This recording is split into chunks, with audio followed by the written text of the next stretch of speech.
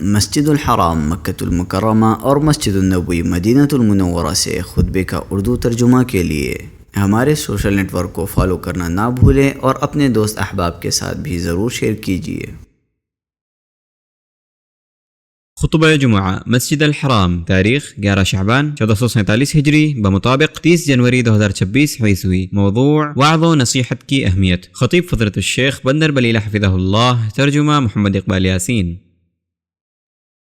تمام تعریف اللہ کے لیے ہے جس نے وعظ و نصیحت کو دلوں کی جلا اور راستوں کی روشنی بنایا۔ ہم اللہ سبحانہ و تعالی کی حمد کرتے ہیں، اس کا شکر ادا کرتے ہیں جو گناہوں کو بخشنے والا اور عیبوں پر پردہ ڈالنے والا ہے، اور میں گواہی دیتا ہوں کہ ایک اللہ کے سوا کوئی معبود برحق نہیں، اس کا کوئی شریک نہیں۔ وہ ہر مصیبت زدہ کا سہارا اور ہر خوف زدہ کے لیے امان ہے، اور میں گواہی دیتا ہوں کہ ہمارے سردار اور نبی محمد صلی اللہ علیہ وسلم اللہ کے بندے اور اس کے رسول ہیں، جنہیں ان کے رب نے قیامت سے پہلے تمام لوگوں کے لیے رحمت بنا کے بھیجا۔ اللہ تعالیٰ ان پر درود و سلام اور برکتیں نازل فرمائے، اور ان کے آل و اصحاب پر جو مسلسل اللہ کی طرف رجوع کرنے والے تھے، اور تابعین پر بھی، اور نیکی کے ساتھ ان کی پیروی کرنے والوں پر جب بھی سورج طلوع و غروب ہو۔ اما بعد، لوگوں، میں خود کو اور آپ سب کو اللہ کے تقوی کی نصیحت کرتا ہوں۔ اللہ کا تقوی اختیار کرو، اللہ تم پر رحم کرے، اس کی رسی اور کڑے کو مضبوطی سے تھامے رکھو تاکہ تم اپنی دنیا میں بھی کامیاب ہو اور اس سے ملاقات کے دن بھی۔ اللہ کے بندو، نفس کے مختلف حالات ہوتے ہیں، کبھی وہ آگے بڑھتا ہے، کبھی پیچھے ہٹ جاتا ہے، کبھی لوٹ آتا ہے، کبھی بھاگ کھڑا ہوتا ہے، اور اس کا علاج اللہ کی کتاب اور سنت رسول صلی اللہ علیہ وسلم میں ہے۔ انہی دونوں میں ہدایت اور روشنی ہے، انہی کے ذریعے بروز محشر کامیابی نصیب ہوگی۔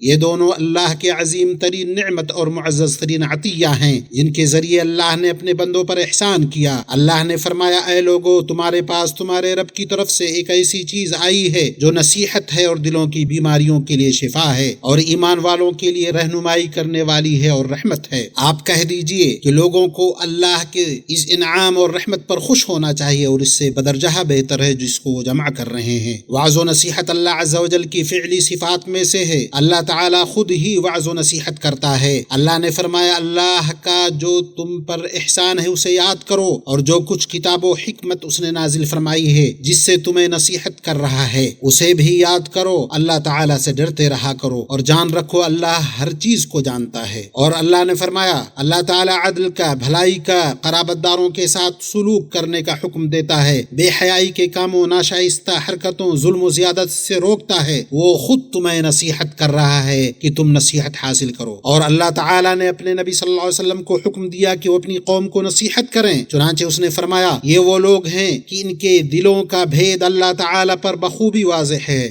آپ ان سے چشم پوشی کیجئے، انہیں نصیحت کرتے رہیے، انہیں وہ بات کہیے جو ان کے دلوں میں گھر کرنے والی ہو۔ اور رسول اللہ صلی اللہ علیہ وسلم نے خود اسے انجام دیا، چنانچہ وعظ و نصیحت کرنے کا کام زمین و آسمان کے رب کے نزدیک عظیم ترین فرائض اور قربتوں میں سے بن گیا۔ اور اچھی نصیحت کرنا اس امت سے پہلے لوگوں کی سنت اور سلف و خلف میں سے نیک لوگوں کا طریقہ رہا ہے، جیسا کہ قرآن میں ہے کہ جب لقمان نے وعظ کرتے ہوئے اپنے لڑکے سے کہا، میرے پیارے بچے، اللہ کے ساتھ شریک نہ کرنا، بے شک شرک بہت بڑا ظلم ہے، اور سب سے افضل، سب سے عظیم، سب سے زیادہ فائدہ مند، سب سے بڑا اثر رکھنے والی نصیحت اللہ عز و جل کی کتاب ہے، اسی سے دلوں اور جسموں کی زندگی ہے، روح و نفس کی غذا ہے۔ اللہ کا فرمان ہے، اسی طرح ہم نے آپ کی طرف اپنے حکم سے روح کو اتارا ہے۔ آپ اس سے پہلے یہ نہیں جانتے تھے کہ کتاب اور ایمان کیا چیز ہے، لیکن ہم نے اسے نور بنایا، اس کے ذریعے سے اپنے بندوں میں سے جسے چاہتے ہیں ہدایت دیتے ہیں۔ بے شک آپ راہ راست کی رہنمائی کر رہے ہیں، اس اللہ کی راہ کی جس کی ملکیت میں آسمانوں اور زمین کی ہر چیز ہے۔ آگاہ رہو، سب کام اللہ ہی کی طرف لوٹتے ہیں، اور جو شخص اللہ کی کتاب سے نصیحت نہ لے وہ مردہ ہے، دھوکے کی تاریکیوں میں بھٹکا ہوا ہے، خواہ اس زمین پر چل رہا ہو اور اس میں سرگرم عمل ہو۔ فرمان ربانی ہے، ایسا شخص جو پہلے مردہ تھا پھر ہم نے اس کو زندہ کر دیا، ہم نے اس کو ایک ایسا نور دیا کہ اس کو لیے ہوئے آدمیوں میں چلتا پھرتا ہے۔ کیا ایسا شخص اس شخص کی طرح ہے جو تاریکیوں سے نکل نہیں پاتا؟ اسی طرح کافروں کو ان کے اعمال خوشنما معلوم ہوا کرتے ہیں۔ اللہ کے بندو، نصیحت اور یاد دہانی ایسی چیز ہے جس سے کوئی انسان بے نیاز نہیں ہو سکتا۔ رسول اکرم صلی اللہ علیہ وسلم نے خاص طور پر اپنے صحابہ کو نصیحت کی جو انبیاء و مرسلین کے بعد مخلوقات میں سب سے زیادہ معزز، زمانوں میں سب سے زیادہ افضل، تمام ادوار کے چنیدہ لوگ تھے، یہاں تک کہ ان نصیحتوں سے ان کی آنکھیں اشکبار ہو جایا کرتی تھیں، ان کے دل لرز اٹھتے تھے۔ بلکہ کتاب اللہ میں موجود نصیحت، یاد دہانی، تاثیر اور عبرت سے خود رسول اکرم صلی اللہ علیہ وسلم کی آنکھیں اشکبار ہو جاتی تھیں۔ عبداللہ ابن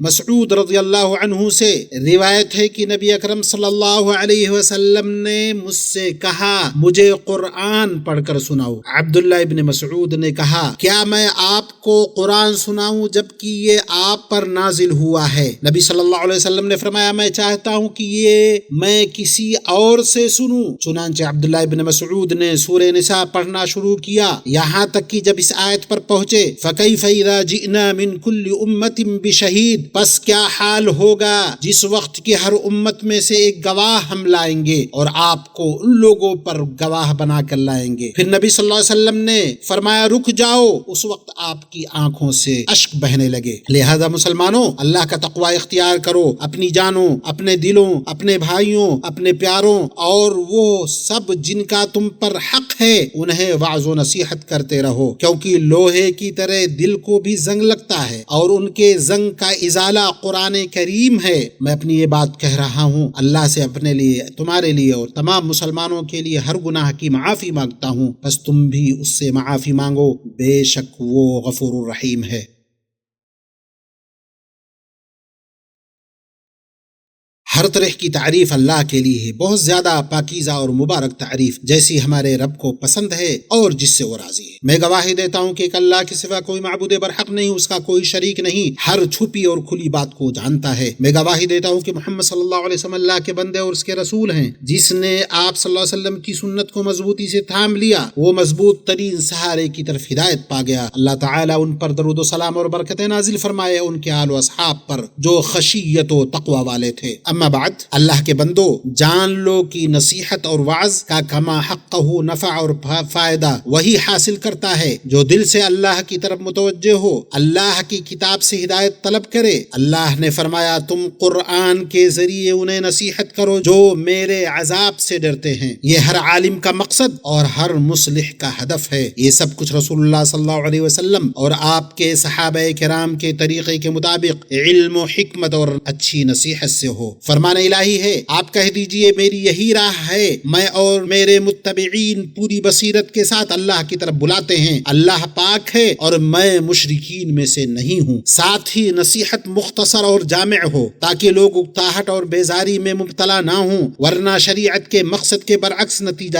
پیدا ہوگا جس سے شریعت منزہ ہے۔ عبداللہ ابن مسعود رضی اللہ عنہ بیان کرتے ہیں نبی اکرم صلی اللہ علیہ وسلم وعظ و نصیحت کرنے میں ہمارا خیال رکھتے تھے اس اندیشے سے کہ ہم اکتا نہ جائیں۔ متفق علیہ، اس روایت کو بخاری اور مسلم نے روایت کیا ہے۔ پھر درود و سلام بھیجو اللہ کی سب سے بہترین مخلوق محمد بن عبداللہ صلی اللہ علیہ وسلم پر، جیسے تمہارے رب نے تمہیں اس کا حکم دیا ہے۔ اللہ عز و جل فرما رہا ہے اللہ اور اس کے فرشتے اس نبی پر درود بھیجتے ہیں، ایمان والو تم بھی ان پر درود بھیجو اور خوب سلام بھیجتے رہا کرو۔ اے اللہ اپنے بندے اور رسول ہمارے نبی محمد صلی اللہ علیہ وسلم پر درود و سلام اور برکت نازل فرما۔ اے اللہ تمام صحابہ کرام، تابعین اور ان کے بعد کے لوگ جو قیامت تک ان کی پیروی کریں ان سب سے راضی ہو جا۔ اے اللہ مسلمانوں میں سے غم زدہ لوگوں کے غم کو دور فرما، پریشان حال لوگوں کی پریشانی دور کر، مقروضوں کا قرض ادا کر، ہمارے اور تمام مسلمان مریضوں کو شفا دے۔ اے اللہ ہمیں ہمارے وطنوں میں امن عطا فرما، ہمارے ائمہ اور حکمرانوں کی اصلاح فرما، ہمارے امام اور ولی امر سربراہ خادم حرمین شریفین کو حق توفیق اور درستگی سے مدد فرما۔ اے اللہ ان کی عمر صحت و عافیت اور بھرپور نعمت کے ساتھ دراز فرما، ان کو ان کے امانت دار ولی عہد کو ان امور کی توفیق دے جو ملک و ملت کی بھلائی اور اسلام و مسلمانوں کی عزت و رفعت کا باعث ہوں۔ اے اللہ ہمارے سرحدوں اور مورچوں پر ڈٹے ہوئے فوجی جوانوں کی حفاظت فرما۔ اے اللہ اپنی اس آنکھ کی حفاظت میں انہیں رکھ جو کبھی نہیں سوتی، اپنی اس قوت و سہارے سے انہیں محفوظ کر لے جس پر کوئی غالب نہیں آ سکتا۔ اے ذوالجلال والاکرام، اے اللہ ہمارے مظلوم بھائیوں کے مددگار، پشت پناہ اور معاون و ناصر بن جا۔ اے اللہ فلسطین میں اور ہر جگہ ان کا حامی بن جا۔ اے اللہ ان کی کمزوری کو طاقت میں بدل دے، ان کے خوف کو امن میں بدل دے، ان کی تنگی کو کشادگی اور خوشحالی میں بدل دے، ان کے درمیان حق اور ہدایت سے اتفاق پیدا کر دے اپنی رحمت سے اے ارحم الراحمین۔ اے اللہ جو کوئی ہمارے ملک، بلاد حرمین شریفین اور تمام مسلم ممالک کے بارے میں برائی کا ارادہ رکھے تو اسے اسی کی نفس میں الجھا دے، اس کی چال کو اسی کے گلے میں ڈال دے، اس کی چال میں اسی کی تباہی رکھ دے۔ اے قوی و عزیز، اے اللہ قرآن عظیم کو ہمارے دلوں کی بہار، ہمارے سینوں کا نور، ہمارے غموں اور فکروں کو دور کرنے والا بنا دے۔ اے اللہ ہمیں اس میں سے وہ سکھا دے جو ہم نہیں جانتے، جو ہم بھول گئے ہیں وہ ہمیں یاد دلا دے، ہمیں رات و دن کے اوقات میں اس کی تلاوت کرنے کی توفیق عطا فرما اس طریقے پر جو تجھے ہم سے راضی کر دے۔ ربنا آتنا فی الدنیا حسنة وفی الآخرة حسنة وقنا عذاب النار۔ سبحان ربک رب العزة عما يصفون وسلام على المرسلين والحمد لله رب العالمين۔